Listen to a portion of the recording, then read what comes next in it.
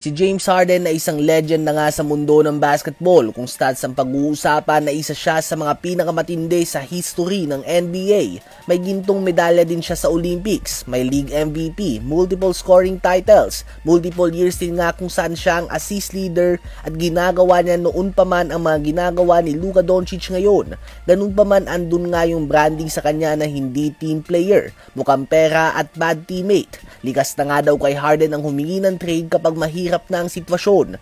Malamang nabalitaan nyo na nga na nagkasundo na ang Los Angeles Clippers front office at ang kampo ni James Harden na i-trade ang former league MVP bago pa man sumapit ang February 6 trade deadline. Ito nga ay matapos na humingi ni James Harden 2 years, $80 million contract extension sa Clippers at hindi nga pumayag dito ang kanyang team. At dahil dito ay humingi na nga ng trade si James Harden sa Clippers at naglatag na siya ng mga team na interesado siyang lipatan tulad na lamang ng Cleveland Cavaliers at ng Minnesota Timberwolves. Subalit tandaan natin na si Harden ang masusunod dito at oo, siya talaga ang humingi ng trade. Dahil gustuhin man nga ng Clippers sa i-trade siya ay hindi nila ito kaya o pwedeng gawin ng walang go signal ni James Harden dahil may no trade clause nga siya sa kanyang kontrata. Subalit hindi lang nga pera ang dahilan dito kung bakit siya humingi ng trade dahil si James Harden ay may record nga na simula noong pumasok siya sa NBA hanggang ngayon ay hindi pa siya nakakapag-miss ng playoffs. Mahigit 15 sunod na season na nga siyang nakakapasok sa playoffs mga kaibigan.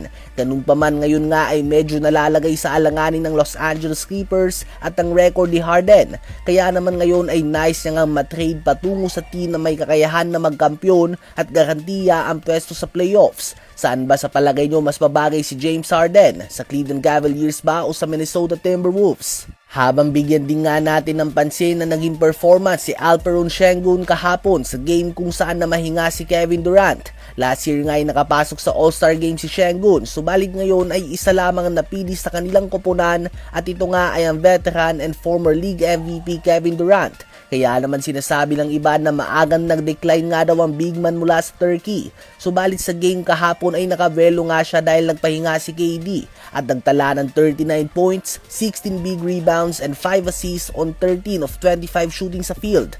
At sa 16 rebounds na yan ay 7 nga dyan ang offensive rebounds na nagresulta sa mga second chance points. Pinangunahan niya nga ang Houston Rockets sa dikit na panalo laban sa Indiana Pacers sa score na 118-114. 19 points din ang ambag ni Jabari Smith Jr., 16 points, 11 rebounds, 7 assists, 2 steals, and 2 blocks si Amen Thompson, 11 points, 5 assists si Reed Sheppard, at 9 points, 10 rebounds si Tari Eason, habang nasayang naman ng 27 points si Pascal Siakam at 25 points si Ben Mathurin. Ano ba masasabi nyo tungkol dito?